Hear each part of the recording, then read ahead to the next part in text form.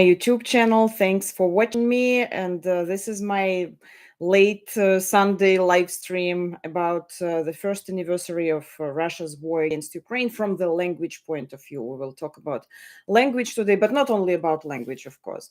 So first of all, just tell me, please, if you hear me well, if you can see me well, and please send me messages. And you know what? I actually encourage you to send me as many messages as you can about this year. Tell me everything. What was this year for you? And where are you now? I mean, geographically, where are you watching me from? Um, Tell me about this year. What was this year and this war and all this news for you? How did you survive this year from the stress point of view? What were your sources of information you trust? Uh, and just general, tell me in general what were your feelings about that. And so, as I told from the very beginning, we will talk today about this war from the language point of view, because I'm a linguist, I'm a philologist, and this is my field of interest. And actually, I think that that war affected our language significantly. I'm not talking about the Russian language or the Ukrainian language. I'm talking about the language as a tool of communication, how our communication has changed, how our speech has changed, what's new, what are the new memes we learned because of that war, new phrases, new words, propaganda, and so on. So we will talk about all this. Let me check that message box. Uh, and again, let me know if you see me well and if you hear me well, because I don't see any messages and I want some feedback from you. Okay. Hello from Canada. Thanks for watching me. So, as I said before, we're going to talk about this war from the language point of view. But before that, I'd like to talk about another Ukrainian anniversary, 9 years since the Revolution of Dignity. And these days, and it's important. I mean, last week was that anniversary, and it's very important for me to talk about that because I lived in Kiev that time, and I witnessed all that. I lived in Kiev, in the center of the city, and I just want to give you some personal perspective of what was going on, because it was very important for me as a journalist and interesting for me as a journalist. But at the same time, of course, it was emotionally very hard, and yes, it was emotionally very hard. So as I told you, I lived in Kiev. I work for the Ukrainian radio as a host, and I live right in the center of the city. I live almost on that Maidan Square, the central square. There are several streets that go up from Maidan Square in Kiev, and I lived on one of them, not even a block, like maybe two buildings from the square. And so every day I would go to my office, and my office was 20-25 minute walk from the place I lived. So it took me 20-25 minutes to walk to the office through the center of Kiev and through all the Maidan. If you saw that on TV, you can imagine how it was. So every day since Euromaidan, the revolution started in the late November, and till February and later, even after the revolution, even after the end of the revolution, and the victory of the revolution, those that camp, I would say, I don't know how to call it. It stayed for a long time, almost till the summer. And so every day I went through all those tents on the central square, on the streets, and so I saw everything because it was right before my eyes. And I remember very well those days in February at the end of the revolution when we felt that it was going to the end. We understood that it was going to be resolved in several days. So I do remember that it was very scary because almost right near my house, I saw those like explosions, and I heard those explosions, and almost the square was already almost on fire. And I do remember that one of those last days, I was so scared. I was a single mom with a small kid, and we lived in that apartment in the center of Kiev. And we got a little bit sick those days. I do remember we had fever, and I didn't know what to do because I lived so close to the events. I was scared because of my kid, and because I didn't know what could happen. And I decided to send my son to our nanny, and she lived in the Kiev region, so maybe 80 kilometers from Kiev.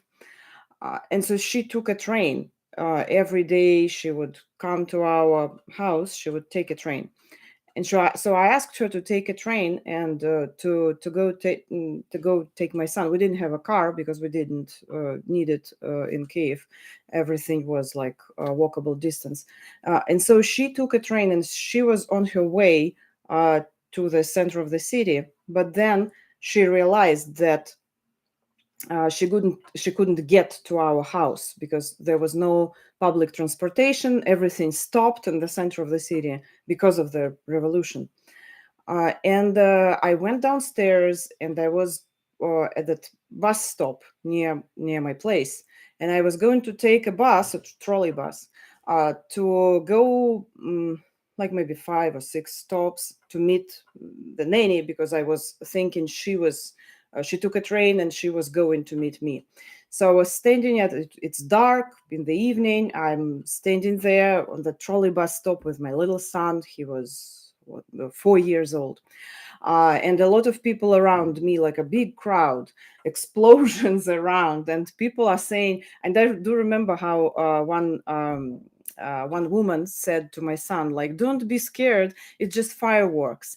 And I said, "You don't need to lie to him.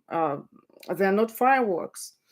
And so we were standing there, and it was really scary. And at some point, I understood that there will be no trolley bus. Someone told us, like, no public transportation. And I realized that I needed to walk where I was supposed to meet the nanny. So we walked up the hill from Maidan, up that street. We started walking, all that crowd. And suddenly, that lady who was telling my son about fireworks, she was like, "Oh, he's so small. Let me carry him." And so she grabbed him and started carrying him. And I remember that all, like I was half conscious. I remember that woman carrying my son, and at some point I realized that we need to go back home, because where I was like, where am I going? I don't understand what was going on. My nanny can't get to my house.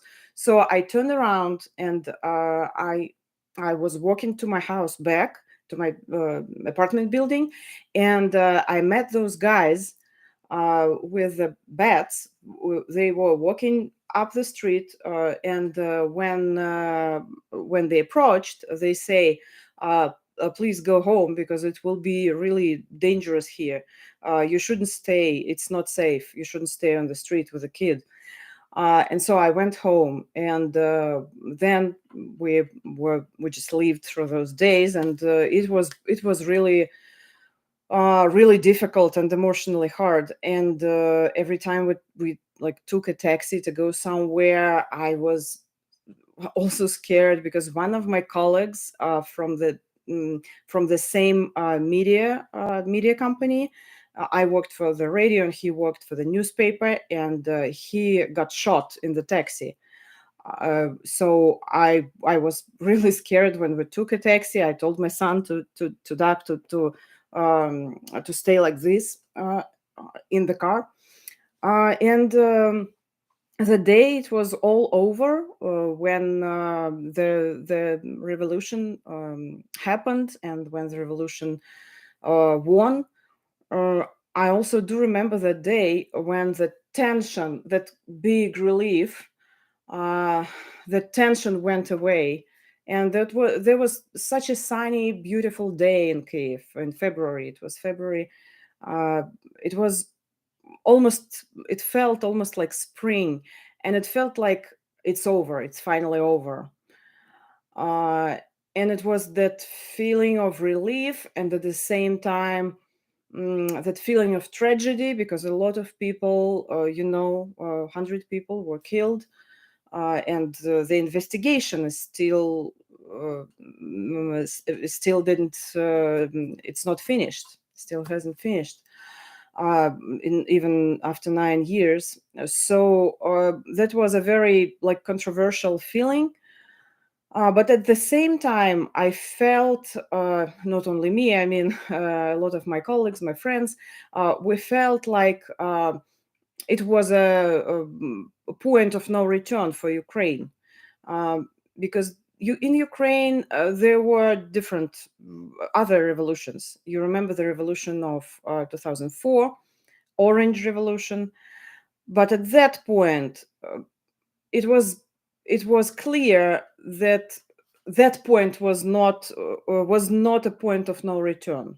It was still like on the fence, uh, and as you know, that revolution, uh, it won, but it didn't end well.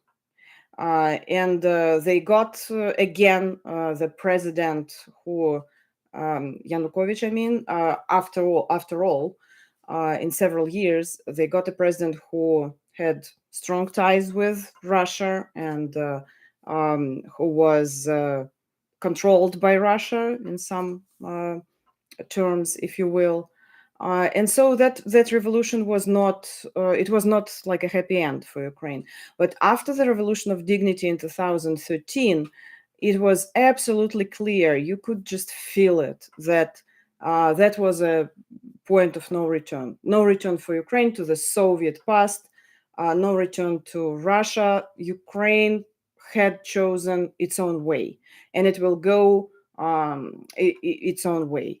Uh, that was absolutely understandable. And after that, Crimea happened, and Donbass, and that's actually how it all started and led to what we all have now. And one more detail I want to share with you.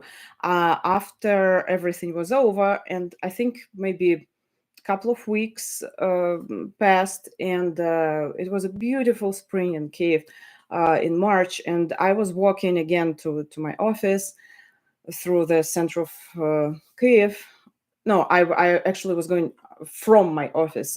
From my office, I was going downhill on that Institutskaya street, and which now is renamed. It was renamed that day, and it has the name of that Heaven 100, in the name of people who were killed, who died during the Revolution of Dignity.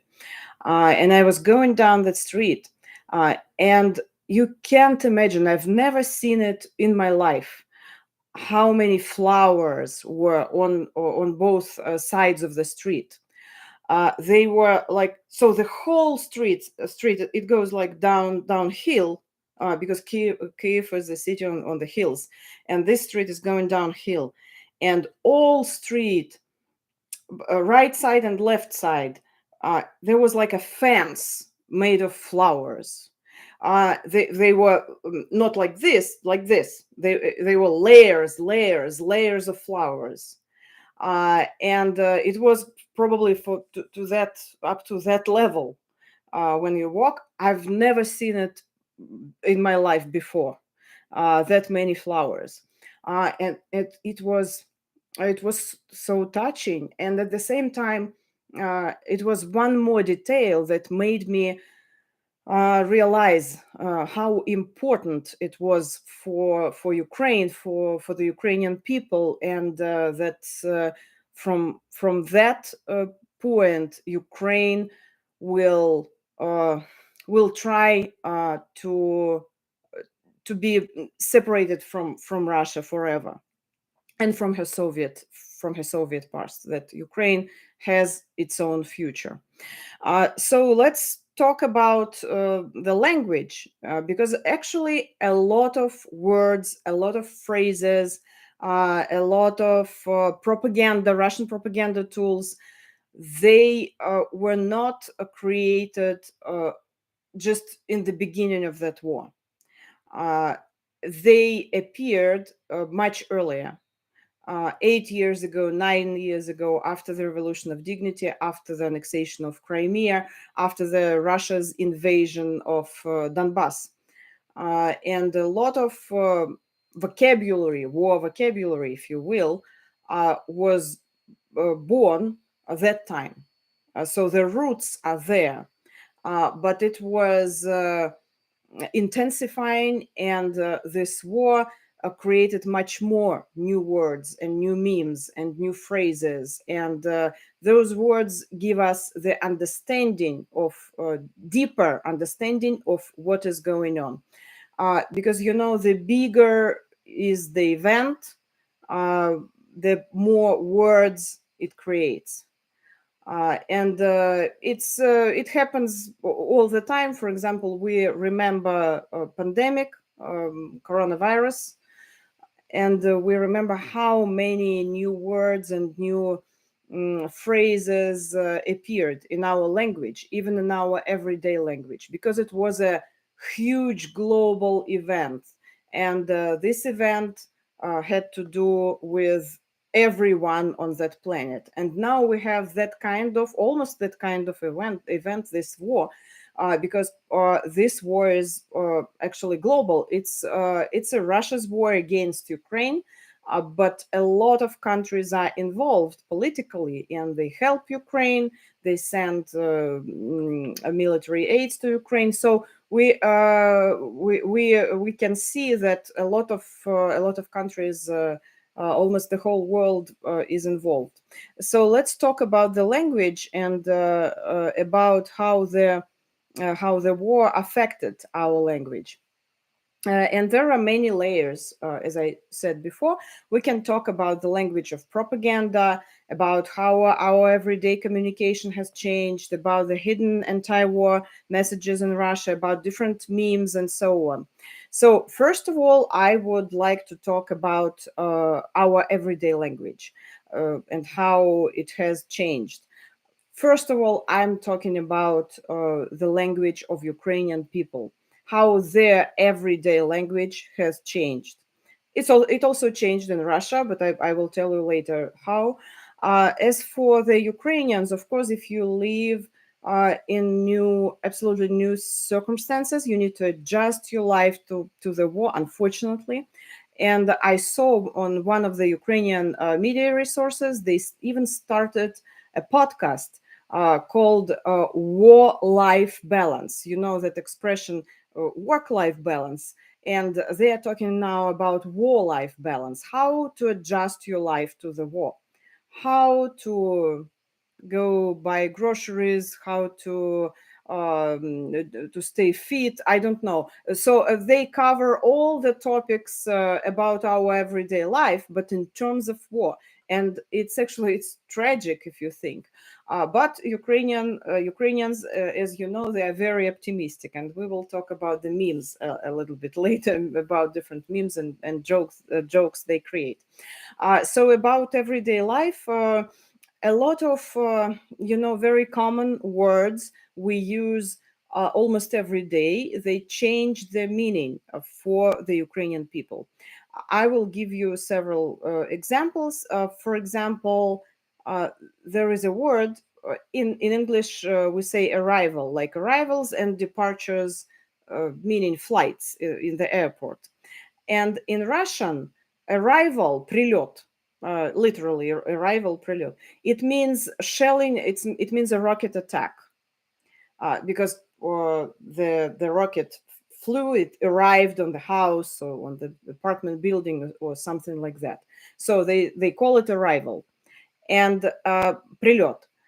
So that word changed them, its meaning. So from now, since the war started, it changed its meaning 8 years ago after the invasion of Donbass. But those who lived in Kyiv, in Kharkiv, who didn't know what the war was, because the war was on that, it was located on that particular region in Donbass. They didn't use those words that much as they use it now, when they shelled and partially destroyed Kharkiv, when they shelled Kiev and other cities. So that meaning of the word прилет, arrival, or rocket attack, which means rocket attack, it changed. So when someone hears прилет, the first association now is a rocket attack. It's not a flight. It's not traveling. It's not a trip. It's not it's not vacation, and so on. Another word is the word. So we call it in English. We would say siren when they hear sirens and they understand that they need to run to the shelter. So in Ukrainian language and in Russian as well, it's the word тревога. And you can literally translate it into English as anxiety. Тревога is anxiety. And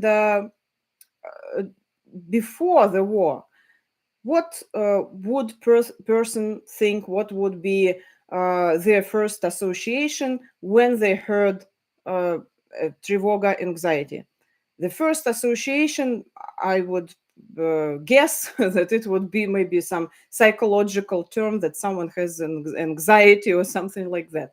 But now, if you say that word, the first association would be something is going on, they're attacking us, we need to go to the shelter. So the association is absolutely different. If you want an analogy, we had the same thing with the mask. So before pandemic, the first association was the mask, maybe like a party or a costume party or something like that, or maybe it's a cosmetologist, you went to the cosmetologist and they put a mask on you. But after the pandemic started, the first association, the first meaning switched to the medical mask, and it's actually still like that, I would say. When we say mask, we think about that. Also, one more word. There are a lot of words like this. I just give you maybe a couple, 2 or 3 examples. Or the word booby trap. In Ukrainian or in Russian also as well, it's растяжка.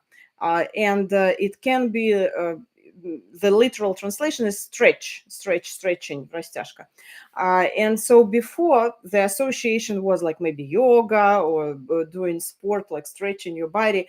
But now the first association is something dangerous, booby trap. And there are a lot of words like this that changed their meanings for a lot of people in Ukraine because of that necessity of adjusting their lives to the war. So that's how it affected the everyday language, and also memes are included in the everyday language of Ukrainians. A lot of different memes. The culture of etiquette, the everyday etiquette, how they greet each other, greetings, or how they say goodbye. It also changed in some, yes, partially changed. So, for example, that greeting, very well-known greeting, good evening, we're from Ukraine.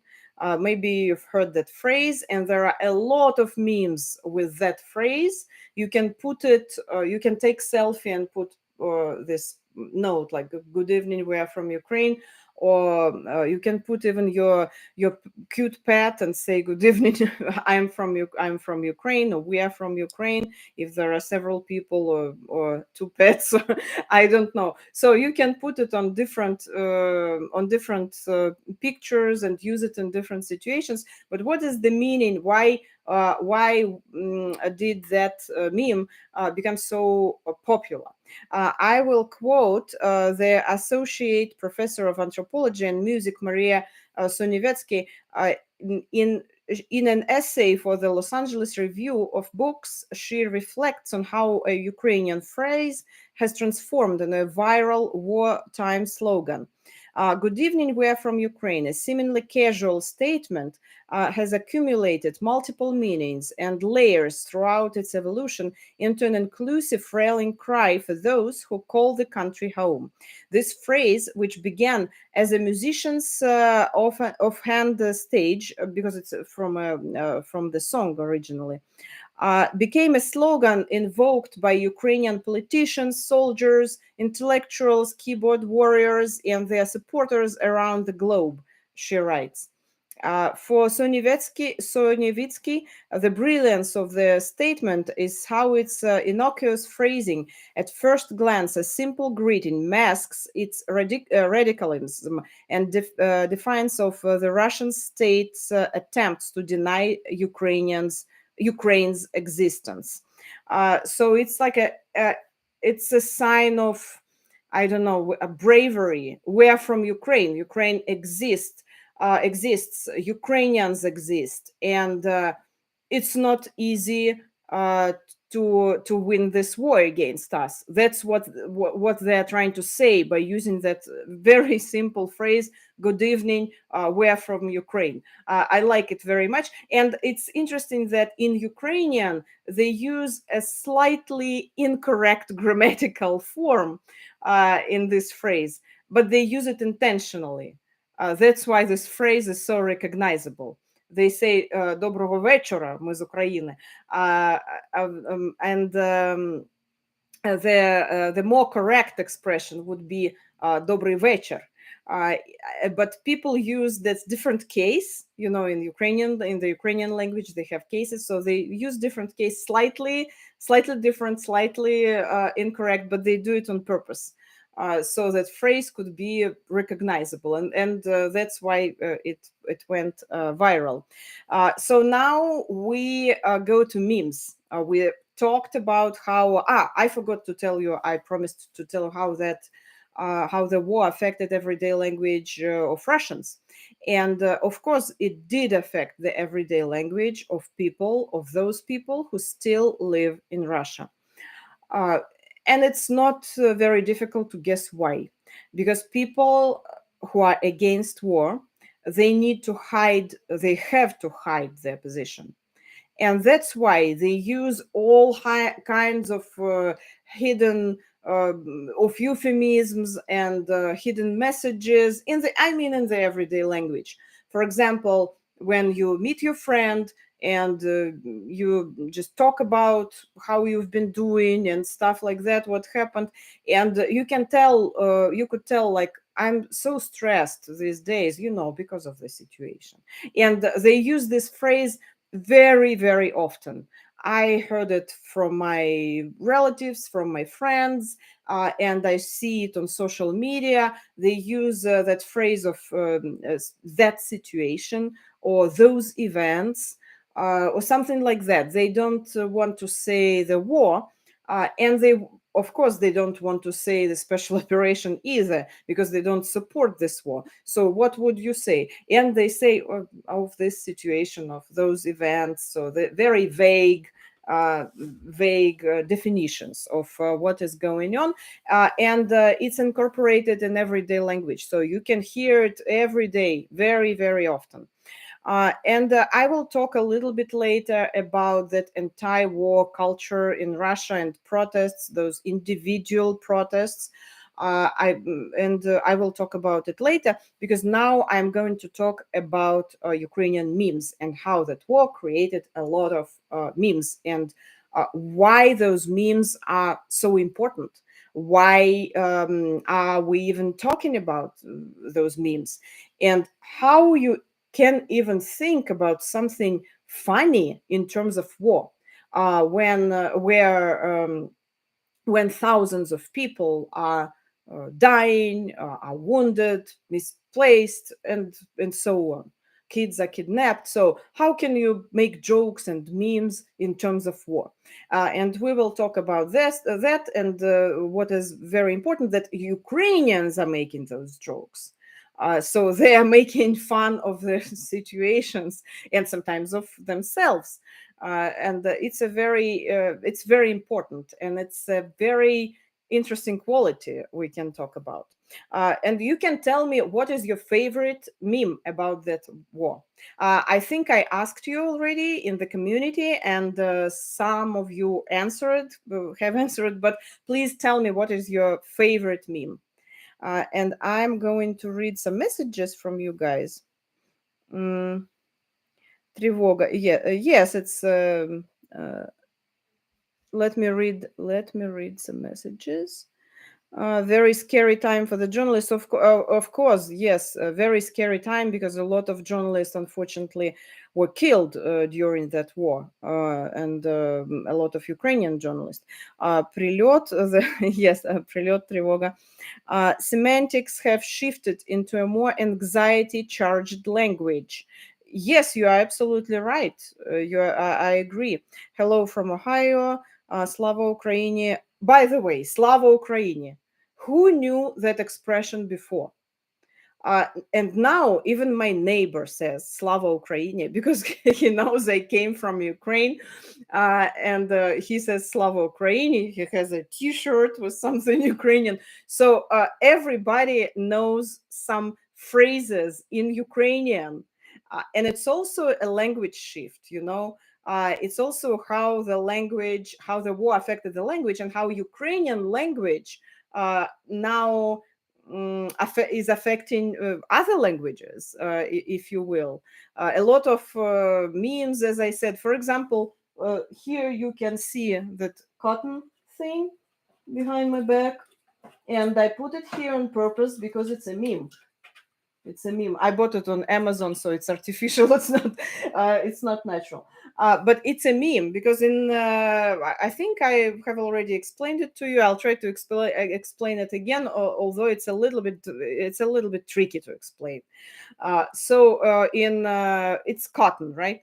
And in Russian language, cotton is хлопок.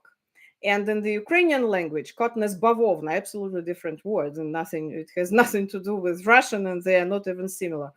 But in the Russian language, we have two words that we write the same way. We have хлопок, cotton, and we have хлопок, clap, хлопок. So the only difference is the stress, which syllable is under the stress, хлопок and хлопок. And so on internet, some trolls were trying to pretend they were Ukrainians, and they were writing comments in Ukrainian, but they were not real Ukrainians. That's why they obviously put it in the Google Translate. And Google Translate, since it's a machine, it didn't recognize the stress, and it translated хлопок as bavovna, as cotton. And they say cotton happened in Russia. And why cotton? That's another whole story behind that word. It's a euphemism. Russia's authorities, Russian officials use when there is explosion in Russia. They don't want to say that it's something dangerous, that was a real explosion. They say хлопок happened, clap. Or they say loud sound, something like that. And it's on the border, Belgorodskaya Oblast, on the border with Ukraine. They had a series of explosions there. And the local officials always said that they were хлопок, хлопки. And that's why Ukrainians started to make fun of Russians, and because they couldn't say. They couldn't call the things their names. They couldn't say explosion, and they used that euphemism "хлопок." And in that discussion, when a troll was trying to pretend Ukrainian and translated the Ukrainian phrase with the Google Translate, and it went wrong, and everybody understood it was some imposter on internet or on some social media, and that's where that meme came from. And now in Ukraine, they very often call everything that is happening in Russia, for example, explosions on that Crimea bridge. In Ukraine, they call it bavovna, cotton, and it became super popular, very, very popular. So they have T-shirts with that bavovna. They say that the best flowers for the girl is bavovna, and they have it everywhere. They have a stamp with it, and so on. So it's one of the main memes of the war. And I'm collecting memes, so that's why I bought this bavovna. And I bought this rooster, and the same rooster President Zelensky has. I had a Ukrainian gentleman come over to me, Leo writes to us, to me at my table in the restaurant and this afternoon because he saw my pin and my shirt supporting Ukraine. We talked for a little bit and I enjoy the interaction. Could the Ukrainian national anthem and flag change after the war due to what the country gone through? France added the red stripe to the flag. Maybe I don't know. It's very difficult to say right now. Now everybody knows Ukrainian flag, and maybe they will add something. Maybe they will leave it like that because everybody knows those colors. I like the Ukrainian tractors. Yes, that's a whole series of memes about Ukrainian tractors, how they are pulling the tank and how the Ukrainians are using the moment because Ukrainians are very agricultural and they know how to take care of their land. And I know for sure because I traveled around Ukraine a lot and I saw it's a big difference with Russia. Little villages and how they are taken care of. It's an absolutely different thing. That in Russia, those abandoned fields and villages and former kolkhozes and so on. So Ukrainians, they care about their land. And that's why there is a whole series of memes with tractors and with tanks. Why change a good thing? I don't know. I have to say, Ksenia, that I wholeheartedly. I won't read it. I started reading it, but thank you so much. Okay, I will read it to myself.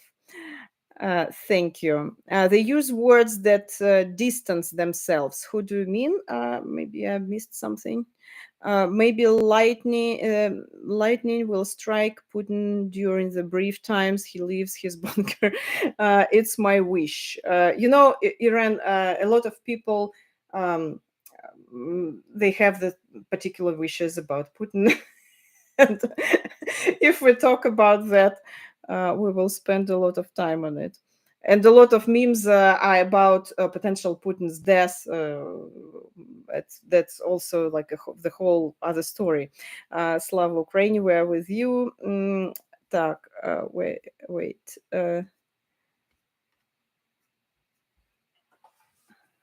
I'm sorry if I accidentally say Russian or Ukrainian words. I apologize for that.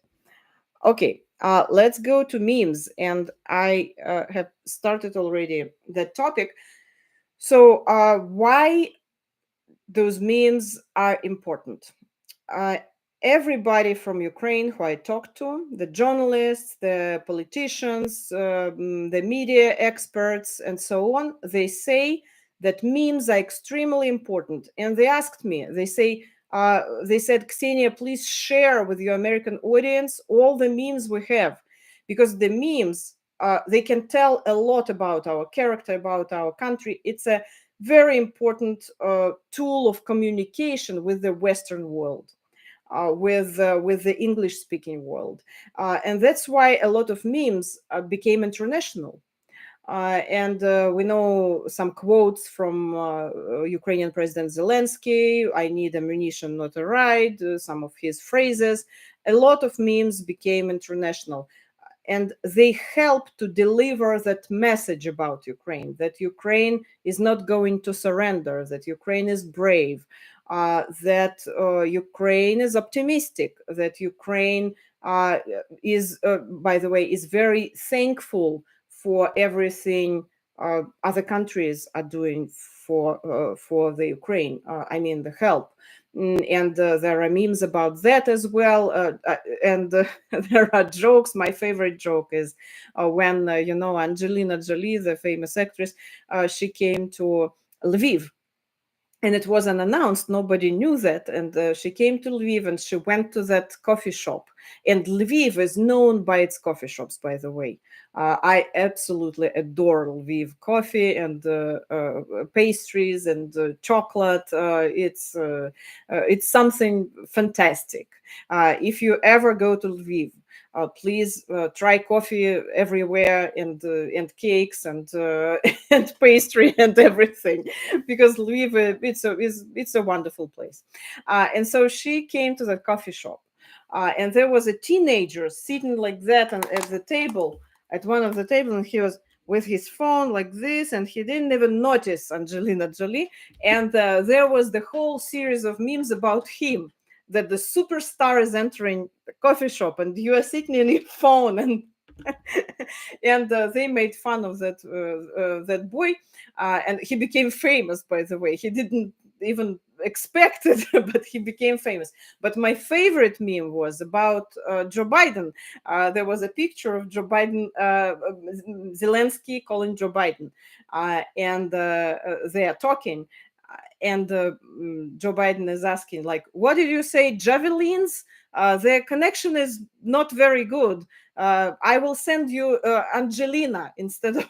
So, and he sent Angelina instead of javelins. That's my favorite meme. I love it very much. One of my favorite memes.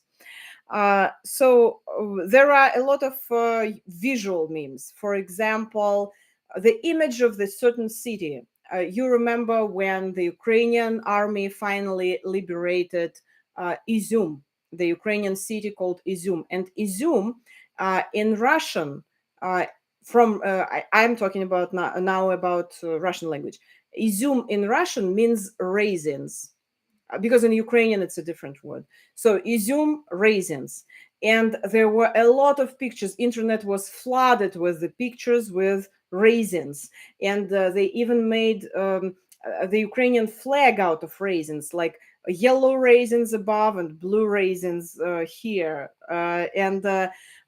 So that's a strong visual image.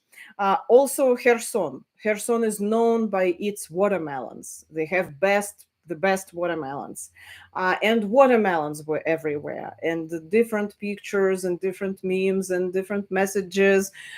So they, every time something significant happened, they personalized that particular place, and they put they.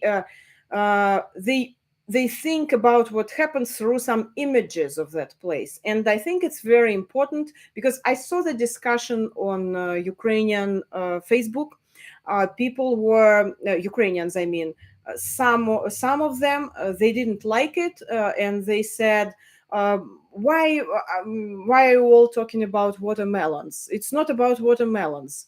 It's not the most important thing. So you devaluing the event and the city and what is going on by those watermelons. Like, you all want a watermelon right now. But I disagree with that, because I think it's a sign of love.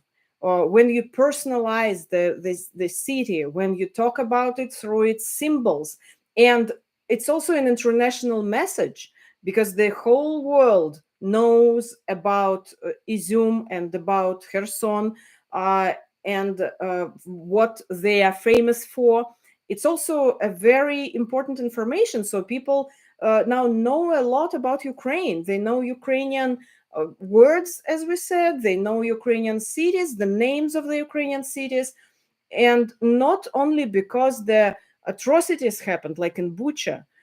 They know about Mariupol, for example. Everybody knows what happened with Mariupol, unfortunately. But at the same time, for example, people knew, I hope, that the very famous painter Arhip Kuinji was born in Mariupol, and there was a museum of Arhip Kuinji, and it was destroyed by the Russian army. Although in Russia they consider Arhip Kuinji a Russian painter. And recently in Metropolitan Museum in New York, they changed the description of the pictures of Kuinji. Because before he was marked as a Russian painter, and now he is marked as a Ukrainian painter.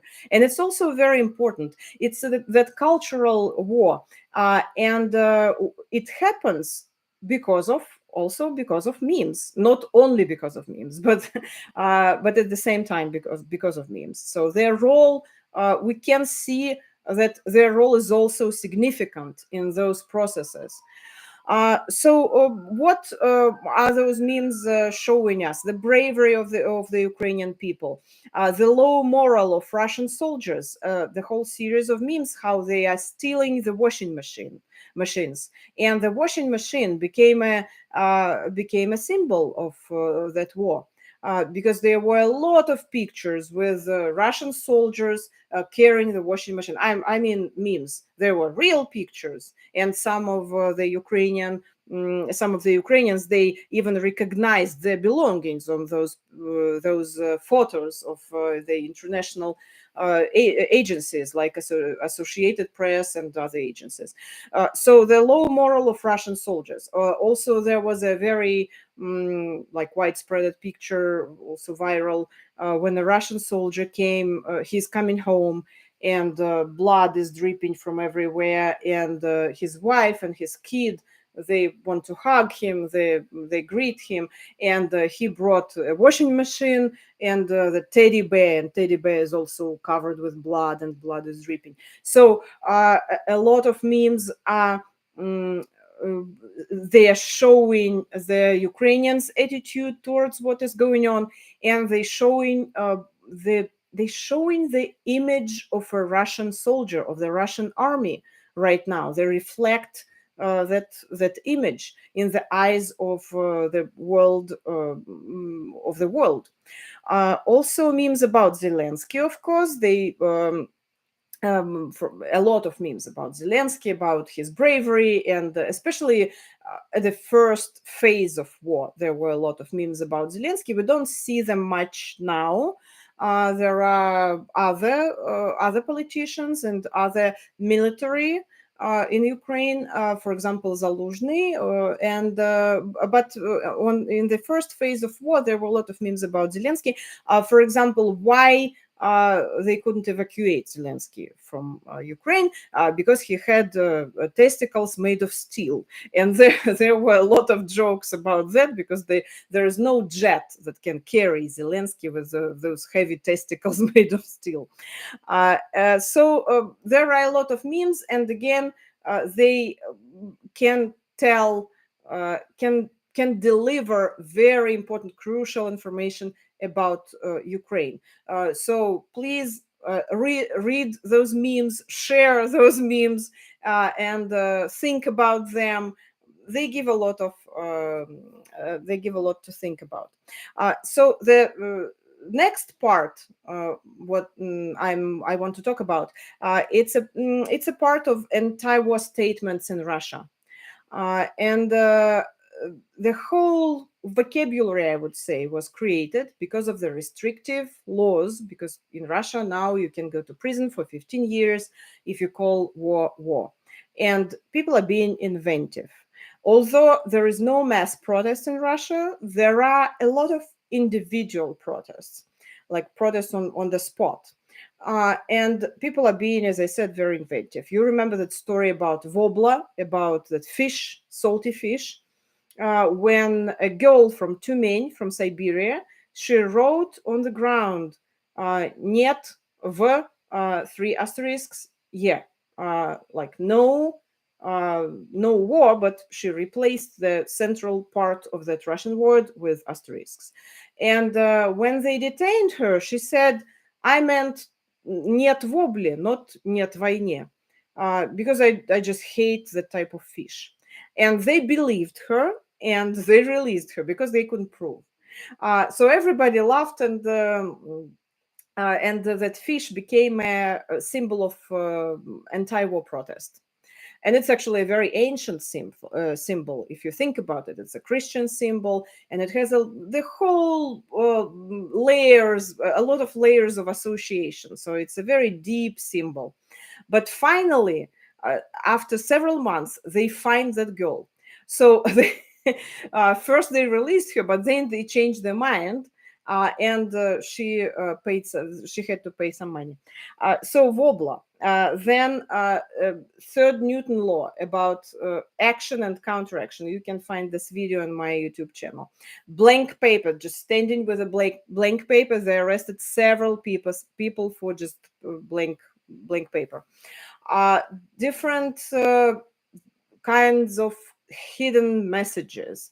Like yesterday, I saw a picture on Facebook. Someone tied their shoes that way, so the laces show the offensive nickname of Putin, PTN, PNH, if you know what it means. It means, actually, it's an abbreviation. It means go Putin, go fuck yourself. And so PTN, it's Putin, and PNH, it's go fuck yourself. And so someone tied their shoes that way that the laces show the letters, and you can see it. Or, for example, I think it was in St. Petersburg, and I posted it on my YouTube channel as well in the community as a picture, when it's like snowing in the beginning of the winter, and so it's snowing in Russian, translates like идет снег. Идет like goes, going. And so they put idiot, the word idiot, and then asterisks. And it's understandable that they mean идет война. It's snowing, it's warring, or if we create those new words. So there are a lot of hidden words people need to use in their everyday communication, and as a message. They want to show their position somehow, but at the same time they want it to be hidden enough to not be arrested. So that's a conundrum, and they need to be very inventive. The next part is about propaganda, of course, and I read lectures about Russian propaganda, so I can talk about it for hours, but I will just talk about it briefly. So we have already talked about euphemisms they use, and that new language like in Orwell 1984. They created the whole vocabulary in Russia, absolutely like this. By the way, they now take Orwell's books from Moscow libraries, and it's not a joke. I saw it last week. There was a list. Some lady in Moscow went to the library, and I think they wanted to bring some books from home to give it to the library. And they said, we don't take certain books. Here is the list. And Orwell was on that list, 1984, and Joanne Rowling, Harry Potter. So Harry Potter is not allowed in the Moscow libraries either. Why? Maybe, I don't know. I just have guesses. Some people say because Voldemort is similar to Putin. His face looks like Putin's face. Or maybe that little creature Dobby, also looks like a little bit like Putin. But I think maybe because of her political position, but at the same time, they have those new restrictive LGBT laws. It's actually illegal in Russia, in fact, to be LGBT, and maybe because Dumbledore is supposedly gay. That's why I don't know. I have only guesses why they decided to take away Harry Potter from Moscow libraries. So what I was talking about the whole new language, like in Orwell's book, that they have created. Euphemisms, special operation instead of war, liberation instead of occupation. When they occupy the Ukrainian city, they say they liberated it. And the Ukrainians, when they force Russian to go to leave that city, they say they liberated it, and it's a real liberation because they liberate their land. But Russia uses the same term for in the opposite meaning. And there is, as I said, they can write a dictionary with all those words. So mirroring or projecting using the same words the other world is using against them. Because, for example, it's a common thing now to compare Putin's Russia, Putin's regime, with fascist Germany in 30s and 40s, and there are uh, very clear analogies, and people compared Putin's speeches to Hitler's speeches, and sometimes it's even scary how it's similar. But at the same time, in Russia, they say Ukrainians are fascists. And not only Ukrainians, now they use this word against other countries. They say that fascists came back to Germany because Germany decided to finally to send tanks to Ukraine, and so they use those words against a lot of countries, not even only Ukraine, and they use absolutely the same things, the same words, the same phrases people are using against them. So they like mirroring them, and they giving them back. That's what they do. Of course, they use a lot of offensive words, and they don't even hide it. And you know what? I have been researching Russian propaganda for many years, and I used to work on Russian TV, but I've never worked on a state TV. It was my position. I didn't want to work on a state TV.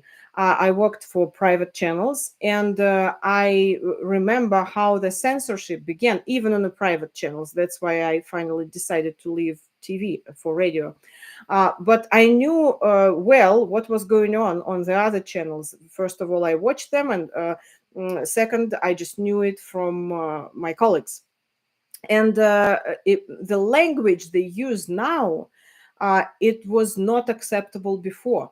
So they did bad things, but not to that extent. There was some red line, they didn't use the language they use now. It's absolutely not acceptable. They use every day. They use the words you would never use in your life, and in the United States you will be arrested by using those words.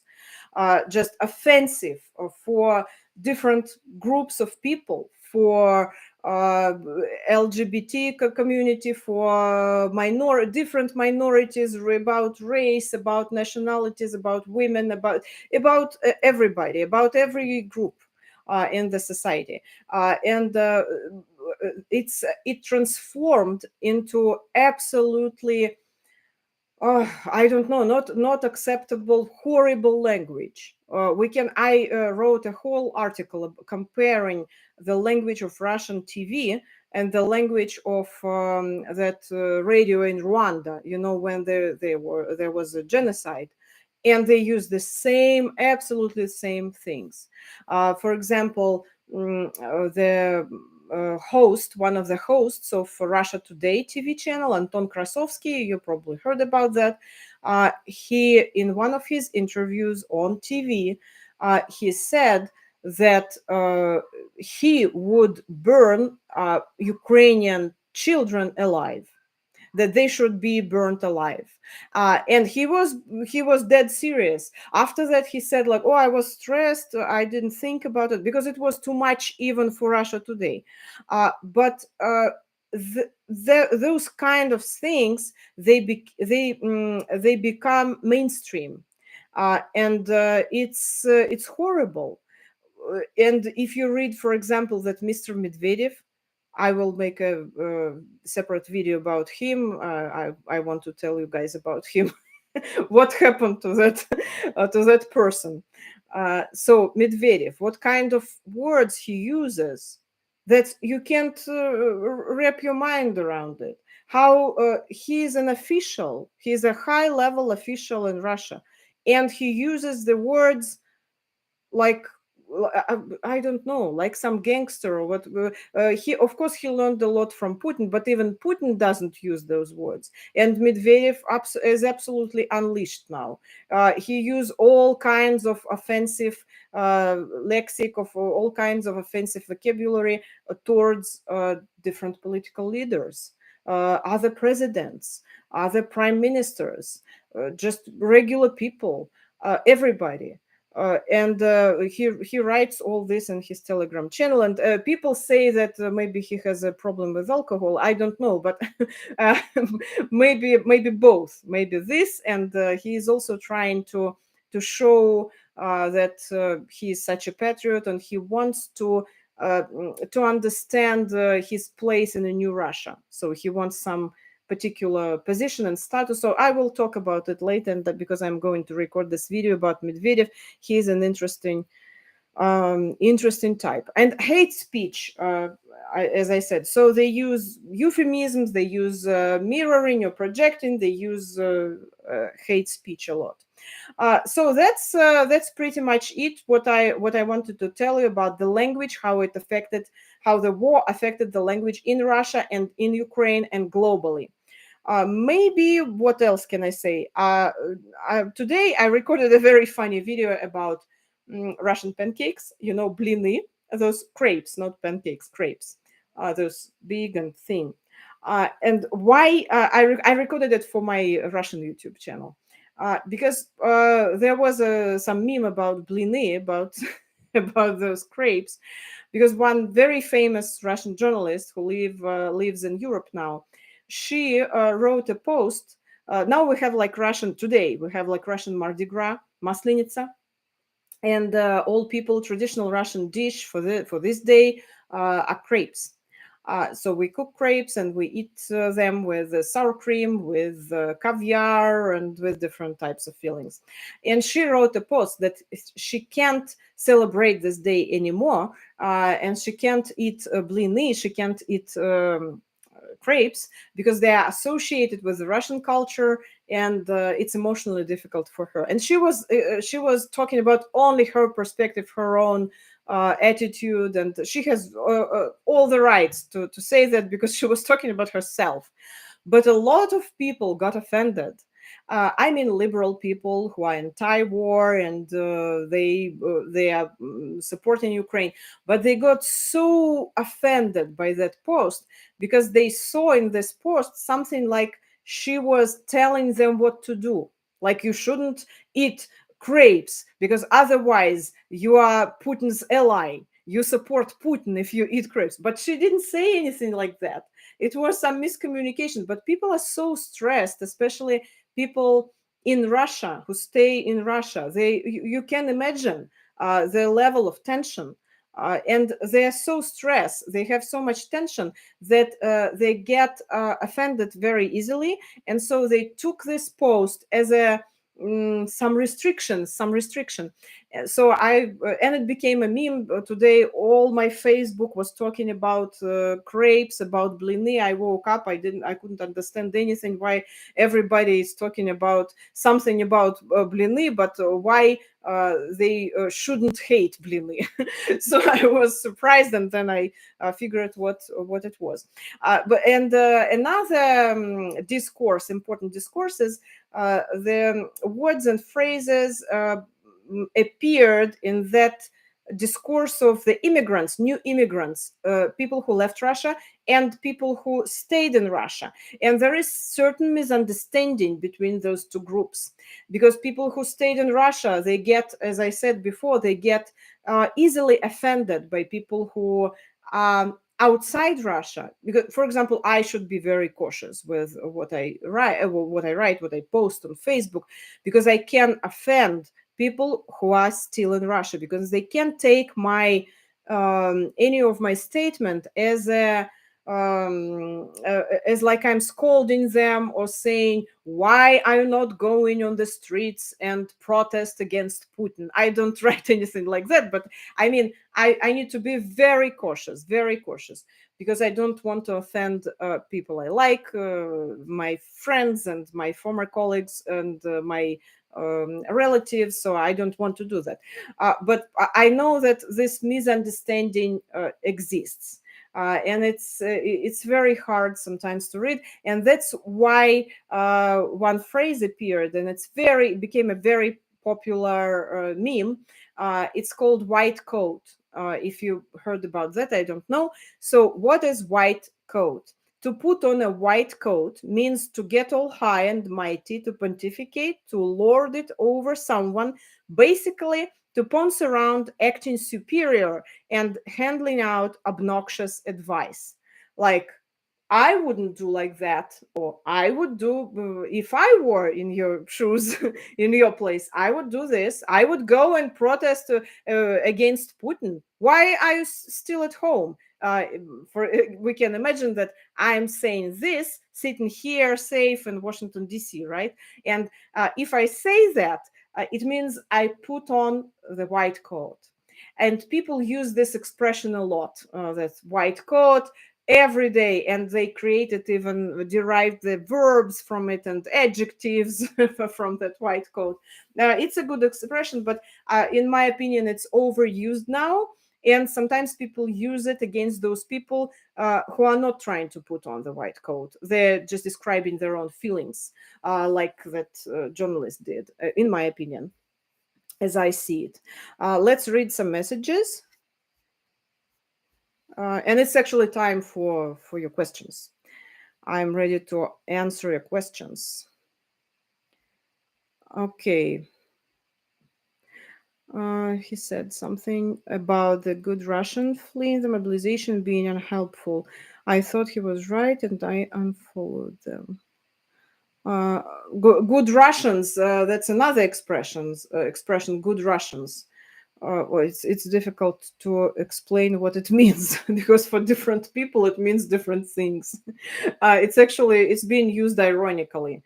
Good Russians, Ukrainians use this expression to uh, define those Russians who are supposedly anti-war, but at the same time they don't understand Ukraine well. They still push those the narratives close to Russian propaganda or similar to Russian propaganda, because they still have that Soviet colonial mentality, neo-colonial mentality, and that's why they're so called like good Russians. That's why people use it ironically, not literally. In a broader cultural sense, would you agree with the idea that Russian language has on average more ethnic slurs than other European languages, perhaps because of Russia's imperial history? I don't know. It's hard to say. I think there are European languages who might compete with Russian in this situation. And when we talk about, there are a lot of small languages in Russia because Russia is a big country. But unfortunately, the rights of those minorities, and especially their languages, are ignored all the time, are neglected by the Russian government. There was a story, you can Google and find it. There is a region in Russia called Udmurtia, and the capital of Udmurtia is Izhevsk. And they have their own language, national language, Udmurti. That's that popularity. And the language is not supported by the Russian government, by the local government. They don't take care of it. They still have this mentality that that approach that Russian language is the greatest, and other languages are, like something not very important. We shouldn't even take care of it. And there was an activist in Ijevsk, in Udmurtia. He was a language activist, and he was so desperate. He was trying to, for many years, he had been trying to be heard about the language situation, about the national language situation. He was not heard, and finally he ended up setting himself on fire, and he died. It was, I think, in 2018, and it shows us the situation with the local languages in Russia. They are not supported, they are not taken care of, but at the same time, Russian government says, of course, they say they take care of them, of those languages, but they don't. They care only about that main dominating Russian language, and they treat other languages as some second sort, second sort languages. Um, Before February 22, I followed some Russian travel and business vloggers. They use language to distance themselves from the war and from politics, but never say anything that could get them into trouble. Well, I agree with you. A lot of people are not in trouble, are not in danger, but they say, and that's actually a very significant part, according to the sociologist. I made a video recently about that because I talked to the sociologist who made that research. So the main group, the biggest group of the society is that group, the so-called like neutral group, passive, and they say we're not in politics. We want to live our lives, and there is even an anecdote about them. Like people are in the police car and going somewhere, and one of them is asking another one. He's asking like, what concentration camp are we going to? And the other one is answering, I don't know because I'm not into politics. So they are not into politics to that extent that they don't understand even when politics comes to their house. And even in that case, sometimes they don't understand. And we can see that by those, stories about widows who got fish, potatoes, and fur coats and whatever else for their dead sons, husbands, and brothers. And they're okay with that. They're not okay that the fur coat was taken away or something else happened. But a lot of, I don't want to generalize. Of course, there are women who are ready to fight and to fight for their family members, but a lot of them are okay with that because of propaganda and because of that passive mentality. They are not into politics. Newspeak, yes, it's about oral language. Ironic given that Russian state media has been weighing in on that John Rowling controversy, pretending to be on the side of Rowling. Now they are not on her side anymore. That's a very interesting case. Yes, they are not on her side anymore. Zelensky knows how to connect with us in the West. May 4th, Mark Hamill, Luke Skywalker noted Zelensky short with the X-wing in the Ukrainian. Yes, the propaganda that comes out of Russian state TV is just insane. Yeah, it's absolutely insane. And I have a guilty pleasure. I watch. There is a channel called TV channel Star Zvezda. It's a channel that belongs to the Ministry of Defense, Russian Ministry of Defense, and it's even worse than channel first and channel Russia One, and it's, can you imagine, it's even worse. Maybe someday I will make a video about that particular channel, because I can't even say those words they say about political leaders in the world, about Queen Elizabeth, everybody. It's just unbelievable. There are many memes. I was looking on Amazon today at shorts, and they have several. I asked you about your favorite meme. Slava Ukraini from Canada. I made a meme of Putin on top of stacks of toilets. Okay, the Ukrainians are very much like us in the USA. They love food, and myself being an audiophile, noticed how much Ukrainians are big into music. That's true, and Ukrainian music has been blooming since the revolution of dignity. That's true. A lot of good musicians and good groups, new groups appeared, and Ukrainian music is one of the best now. Um, the people who were armed with bats, the neighborhood watch, were pro Maidan. Yes, you're right. That my story in the beginning. They were like protecting. Have there been pro Russian militias gangs at that time? No, I would say no. I didn't see any of that.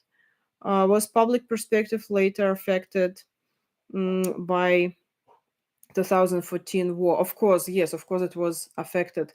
People were, they were prepared, but at the same time not prepared. But they already understood what Russia could do and what Putin could do. So they understood that.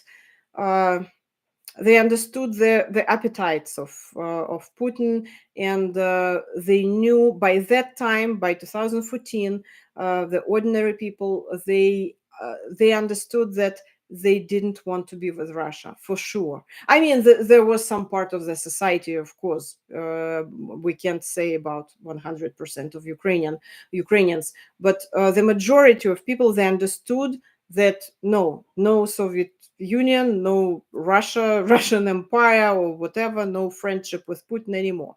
No, we want our future, we want our language, we want our way. And that was understandable from 2014. It was successful, less successful. It was different how they fought the corruption. It was not successful all the time at all. But the destination was already clear. The destination was from Russia, not to Russia or with Russia. New speakers, a real technique. Has anyone totaled up the cost of the damage so far in this war? I think there are some numbers. I need to find them. I don't remember. This Russification you speak of now is eerily reminiscent of the Han Chinese. They may take it as a okay. Thank you so much for your messages. I'm actually taking notes. Very interesting. Thank you so much. Thank you so much.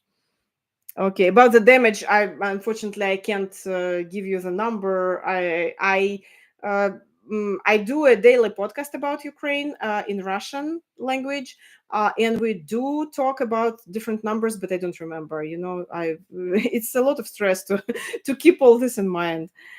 Uh, do you have any input info on history legends on YouTube? I've seen his channel referenced as Russian propaganda, so I would be interested in your 2 cents. Thank you, Alex. I will look into it, but I don't know about the channel, to be honest. I will look into it and I will tell you definitely. Okay, it's been 1 hour and 20 minutes already. Have you any more questions? To be honest, I'm very tired, and I've been very tired all this week because you can imagine how much I worked. I mean, for Voice of America, for my main job. I went on air, and on Thursday I went on air. I was on air from 10 p.m. till 12 p.m. And before that, I recorded a huge podcast about Ukraine. I did several interviews each day. So I've been really tired and stressed about this war. And it was emotionally hard for me. I mean, that anniversary was emotionally hard, difficult. I was crying again because I haven't been crying for several months. I cried a lot in the beginning of the war, but for several months in a row, I was fine.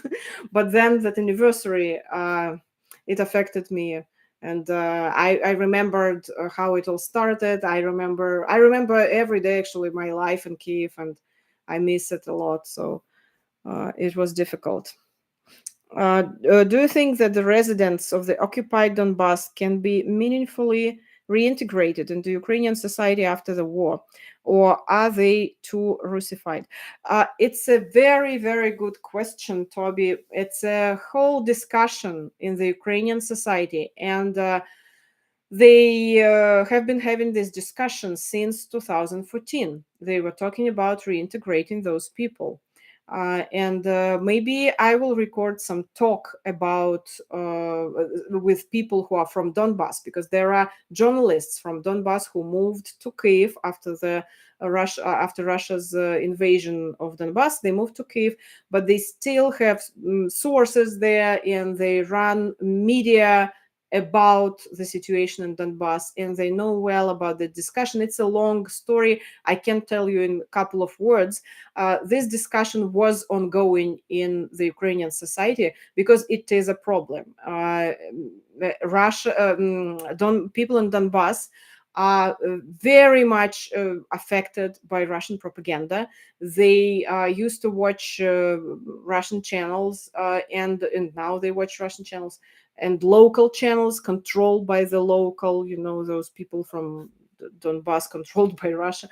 And so they were affected by propaganda. They have problems with identity, with self-identity, who they are. And it has its historical roots. I just can't go into this right now, but it's a complicated question. And in Ukraine, they are talking about it and they're thinking about it. So they have even, as far as I remember, some programs about how to reintegrate the people. Okay. Yeah, so that's a very good point, and thank you for reminding me. I actually wanted to record an interview about that. Okay, but Alexander, are you watching Alexander Plushev? He's my former colleague, and we used to work together for Echo of Moscow. Thanks so much for these live streams and for taking questions. Hugely informative. Thank you so much, Alex. I should think that anyone who supported Ukraine in these regions have long since fled westward. There are still people who support Ukraine, but there are some of them in Donbass. I mean, some of them they're hiding. They're trying to avoid mobilization because they don't want to fight against Ukraine, and some people they can't leave because they have sick parents, for example, old parents, relatives, and they can't leave, unfortunately, and they need to take care of them. And they're still waiting for Ukraine to liberate them. Liberate, not like this, and I mean true liberation. So there are different people. Of course, we can't generalize, but there is a problem with reintegrating. Thank you so much. I will wrap it up because, as I said, I'm very tired. And if you have questions, please reach out. I think my email is on my YouTube channel, or you can leave a comment and I will reply. I always try to keep an eye on comments and reply. Okay. Thank you again, and we will. I hope I won't do this live stream in a year about the second anniversary of the war. I just hope this. Let's pray for that. Let's think about it, and let's be optimistic as Ukrainians are, optimistic and brave. Thank you again.